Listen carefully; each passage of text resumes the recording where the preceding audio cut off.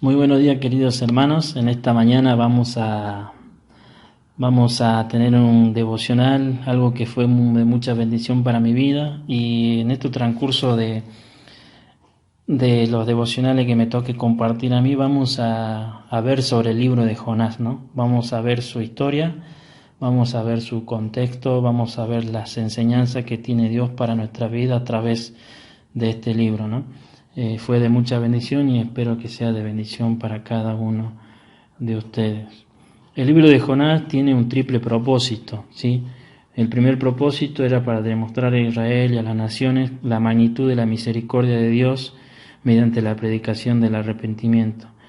El segundo propósito para mostrar mediante la experiencia de Jonás cuánto había caído Israel de su llamado misionero a ser una luz de redención para los que moran en las tinieblas. Y el tercer propósito para recordar al Israel descarriado, que Dios en su amor y misericordia le había enviado no solo un profeta, sino muchos profetas fieles que proclamaron sus mensajes de arrepentimiento para prevenir el juicio inevitable por el pecado. Jonás, cuyo nombre significa paloma, se presenta como el hijo de Amitai. Lo podemos ver en Jonás 1:1. Se menciona en 2 Reyes 14:25 que fue profeta en el reino del norte durante el reinado de Jeroboam II, que era de Gat-Efer, a unos 4 o 5 kilómetros al norte de Nazaret, en Galilea. De modo que los fariseos estaban equivocados cuando ellos decían que ningún profeta había salido de Galilea. Pero podemos ver en Juan capítulo 7, versículo 52, que dice así: respondieron y le dijeron: ¿eres tú también Galileo? Escudriña y ve que de Galilea nunca se ha levantado profeta. El ministerio profético de Jonás ocurrió poco después del de Eliseo, 2 Reyes capítulo 13, coincidió con el de Amós 1:1, y fue seguido por el de Oseas 1:1. Aunque el libro de Jonás no dice nada en cuanto a su autor, es probable que el autor fuera el propio Jonás. El libro de Jonás cuenta la historia del llamado del profeta a ir a Nínive y sus reacciones.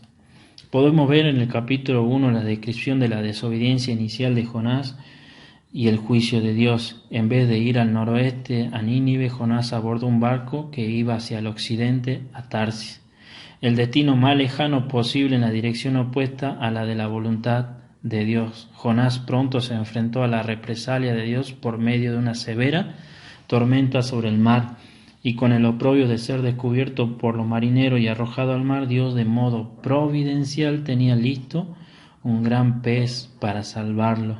En el capítulo 2 podemos ver que contiene la oración de Jonás dentro del pez, en el cual dio gracias a Dios por perdonarle en la vida y prometió obedecer a su llamado. Entonces el pez lo vomitó a la tierra seca. En el capítulo 3 podemos ver la segunda oportunidad de Jonás de ir a Nínive y su predicación del mensaje de Dios a los habitantes de aquella ciudad. En uno de los más extraordinarios despertamientos espirituales de una ciudad entera en toda la historia, el rey llamó a toda la ciudad al ayuno y al arrepentimiento, mediante los cuales Dios los perdonó, evitando su juicio. En el capítulo 4 podemos ver que contiene la queja de Jonás contra Dios por perdonar a esa ciudad enemiga de Israel. Con una planta, un gusano y un viento solano, Dios le enseñó a su profeta, que estaba enojado, que Él se deleita en poner su gracia a disposición de todos, no solo de Israel y de Judá. 4 aspectos principales caracterizan a este libro de Jonás. Primero, es uno de solo 2 libros proféticos del Antiguo Testamento escritos por profetas nacidos y criados en el reino del norte, Israel. Oseas es el otro. Segundo, es una condensada obra maestra de narración en prosa, en la que solo está en verso la oración de acción de gracia de Jonás. 3. Está lleno de la actividad sobrenatural de Dios, además de la sincronización providencial de la tormenta y el gran pez. Están la calabacera, el gusano y el viento solano. Y lo más grande de todo, lo más impresionante, es el arrepentimiento de toda la ciudad de Nínive. 4. contiene el mensaje más claro del Antiguo Testamento de que la gracia de Dios es para los judíos y también para los no judíos.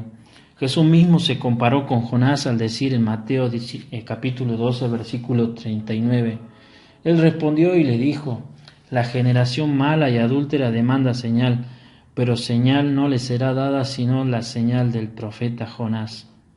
En el versículo 40, porque como estuvo Jonás en el vientre del gran pez 3 días y 3 noches, así estará el Hijo del Hombre en el corazón de la tierra 3 días y 3 noches. Los hombres de Nínive se levantarán en el juicio con esta generación y la condenarán, porque ellos se arrepintieron a la predicación de Jonás. Y he aquí más que Jonás en este lugar. El libro de Jonás se menciona a Dios 37 veces y visto desde otra perspectiva, nos muestra la actitud que podemos tomar frente a la voluntad y cómo comunicamos el amor de Dios. Los teólogos, los incrédulos, consideran que este libro es como una historia ficticia. Según esta opinión, el libro de Jonás no representa sucesos históricos reales. Sin embargo, el Antiguo Testamento en otra parte menciona a Jonás como profeta. Eso lo podemos ver en 2 Reyes, capítulo 14, versículo 25. En el Nuevo Testamento, Jesús mismo afirma que Jonás es, primero, la principal señal profética del Antiguo Testamento de sus 3 días en la tumba y su subsecuente resurrección. Ahí podemos buscar en Mateo capítulo 12, versículo 39 al 40. Pero Jesús le contestó, ustedes que son malos y no confían en Dios, me piden darle una prueba, pero la única prueba que les daré será la del profeta Jonás. Así como Jonás estuvo dentro del gran pez 3 días y 3 noches, así yo también, el Hijo del Hombre, estaré dentro de la tumba 3 días y 3 noches. También lo podemos ver en Lucas capítulo 11, versículo 29. 2. Efectivamente, predicó el arrepentimiento a los ninivitas, los cuales se arrepintieron. Podemos ver en Mateo capítulo 12, versículo 41. Los hombres de Nínive se levantarán en juicio con esta generación y la condenarán, porque ellos se arrepintieron a la predicación de Jonás, y he aquí más que Jonás en este lugar. También en Lucas 11, 30 y 32. Está claro que Jesús consideraba que el libro era confiable en su aspecto histórico. Ahora vamos a ver Jonás capítulo 1 y vamos a ver la paciencia que tuvo Dios con Jonás. Sí, vamos a ir analizando versículo por versículo y vamos a ir sacando enseñanza para nuestra vida. Dice Jonás 1:1. Vino palabra de Jehová a Jonás, hijo de Amitai, diciendo, levántate y ve a Nínive, aquella gran ciudad, y pregona contra ella, porque ha subido su maldad delante de mí.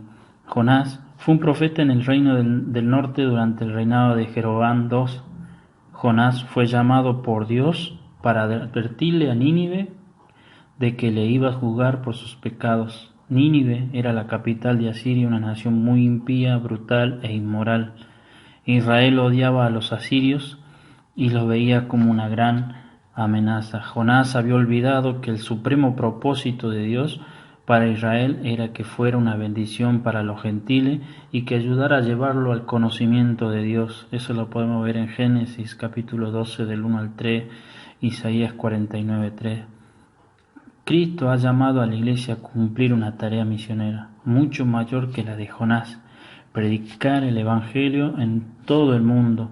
Eso lo podemos ver en Mateo 28, de 18 al 20, Hechos 1:8. Tal como Jonás, sin embargo, muchas iglesias, muchas congregaciones tienen poco interés en la obra misionera, ya que están interesados solo en la edificación de su propio reino en su país. Obedecer la voluntad de Dios es una obligación en los siervos de Dios. En la obediencia encontramos nuestro alimento espiritual. Lo podemos ver Juan capítulo 4, 34, que dice así: Jesús le dijo, mi comida es que haga la voluntad del que me envió y que acabe su obra. En la obediencia también encontramos iluminación, lo podemos ver en Juan 7:17. El que quiera hacer la voluntad de Dios conocerá si la doctrina es de Dios o si yo hablo por mi propia cuenta. En la obediencia también encontramos capacitación. Dice Hebreo capítulo 13, versículo 21. Os haga apto en toda obra buena para que hagáis su voluntad, haciendo Él en vosotros lo que es agradable delante de Él, por Jesucristo, al cual sea la gloria por los siglos de los siglos. Amén. Para Jesús, para el Señor Jesucristo, la voluntad de Dios era la comida que lo alimentaba, pero para Jonás era la medicina que lo ahogaba. Jonás 1:3 dice: Jonás se levantó para huir de la presencia de Jehová a Tarsis, y descendió a Jope y halló una nave que partía para Tarsis, y pagando su pasaje entró en ella para irse con ello a Tarsis, lejos de la presencia de Jehová. Jonás huyó del llamado de Dios, negándose a entregar el mensaje de Dios a Nínive, por temor de que ellos se arrepintieran y fueran librados del juicio de Dios. Jonás no quería que Dios tuviera misericordia de ninguna nación, sino solo de Israel, y sobre todo que no tuvieran compasión de Asiria. Tarsis era una ciudad en el noroeste de España, a unos 4.000 kilómetros de Israel. Como tal, era uno de los lugares más remotos a donde Jonás podía ir en dirección opuesta a Nínive. Me llama mucho la atención del texto este de Jonás 1:3, la frase que dice: y pagando su pasaje entró en ella para irse con ello a Tarsis. Y pagando su pasaje. ¿Sí? Muchas veces en nuestra vida cristiana, muchas veces nosotros también tenemos que pagar para satisfacer nuestro deleite, esa satisfacción temporal que solo dura un momento, una noche, unas horas, unos minutos, con tal de huir de la presencia de nuestro Dios, con tal de desobedecer la voluntad de nuestro Dios. Y Jonás no fue la excepción. Jonás, para huir de la presencia de Dios, también pagó, ¿sí? Pagó su pasaje, pagó el precio, con tal de huir de la presencia de nuestro Dios. Dice Jonás capítulo 1 versículo 4: pero Jehová hizo levantar un gran viento en el mar, y hubo en el mar una tempestad tan grande que se pensó que partiría la nave. Dios envió una gran tempestad sobre el mar, a fin de persuadir a Jonás de que obedeciera su llamamiento. Debido a la desobediencia de Jonás se puso en peligro la vida de los marineros que estaban a bordo del barco. Si nosotros los creyentes no estamos plenamente consagrados a Dios y a la voluntad de nuestro Dios, finalmente la familia nuestra, nuestro entorno, nuestros amigos también van a perecer, también van a sufrir como lo hacían en el barco los que estaban con Jonás. ¿Qué fue lo que perdió Jonás cuando desobedeció la palabra de Dios, cuando desobedeció la voluntad de Dios? Jonás perdió la voz de Dios, Jonás perdió la energía espiritual, Jonás perdió su poder en la oración, Jonás perdió su testimonio. ¿Sí? Dice Jonás capítulo 1 versículo 5: y los marineros tuvieron miedo y cada uno clamaba a su Dios, y echaron al mar los enseres que había en la nave para descargarla de ellos, pero Jonás había bajado al interior de la nave y se había echado a dormir. Mientras la vida de los marineros corría peligro, el siervo de Dios estaba durmiendo. Pasa lo mismo en las iglesias, pasa lo mismo con los hermanos, están dormidos, están despreocupados, y aun cuando muchas personas que los rodean están en peligro, pereciendo espiritualmente en las distintas tempestades de la vida, nosotros dormimos cómodos, despreocupados, tranquilos, ¿sí? Y dice la palabra de Dios en Juan 12:26: si alguno de ustedes quiere servirme, tiene que obedecerme, porque donde yo esté, ahí también estarán los que me sirven, y mi Padre los premiará.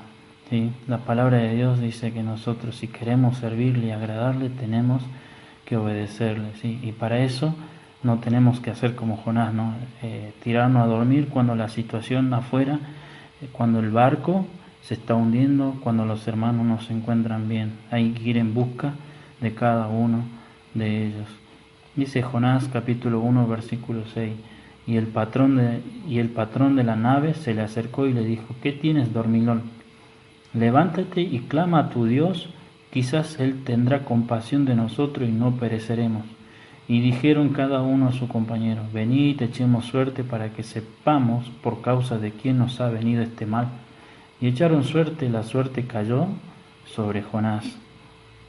Es probable que los marineros pusieran en una vasija piedrita o varita marcada, para que cada uno sacara una. Dios dirigió la elección de la suerte y se identificó a Jonás como el culpable. Dice el versículo 8, entonces le dijeron ellos: decláranos ahora por qué nos ha venido este mal. ¿Qué oficio tienes? ¿De dónde vienes? ¿Cuál es tu tierra? ¿Y de qué pueblo eres?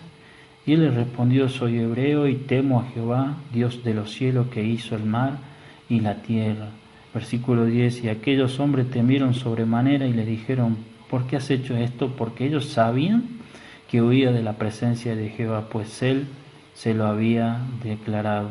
Y le dijeron: ¿qué haremos contigo para que el mar se nos aquiete?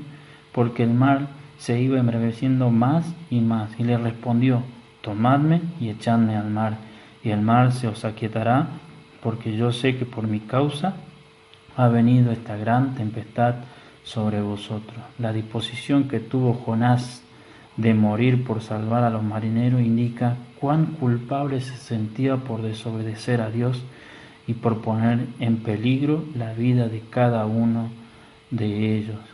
Dice el versículo 13, y aquellos hombres trabajaron para hacer volver la nave a tierra, mas no pudieron, porque el mar se iba embraveciendo más y más contra ellos.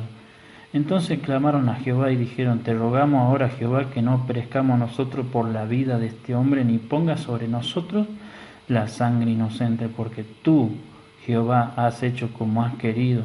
El versículo 15, y tomaron a Jonás y lo echaron al mar, y el mar se aquietó de su furor. El versículo 16 dice así: y temieron aquellos hombres a Jehová con gran temor, y ofrecieron sacrificio a Jehová e hicieron voto. Y para terminar, el versículo 17 dice así: pero Jehová tenía preparado un gran pez que tragase a Jonás, y estuvo Jonás en el vientre del pez 3 días y 3 noches. Me impresiona esta parte, nos dice que Jehová tenía preparado un gran pez.